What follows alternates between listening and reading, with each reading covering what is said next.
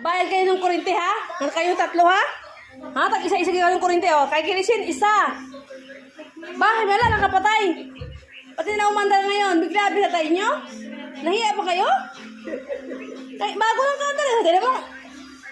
Oh, mainit pa. Ngayon pinatay-patay nyo na? Alam nyo, para makatipid yan, ikutin yan. Ganito yan oh. Para lahat kayo, para list na, para makatipid sa kurente. Yan. Yan pa, isa-isa. Oh, darating niyang isa. Sulo niya din na, oh. Tingnan niyo, oh. Sulo na din ang isa. Ganon dito ang buhay. Oh. Padalantig pa na isa. Di ba? Isa-isa yan sila. Paikutin nga eh. Ito mga apo ni nanay, tingnan nyo naman, oh. Nagsinelpon. Ang sabi nila, magbabanding daw sila, pero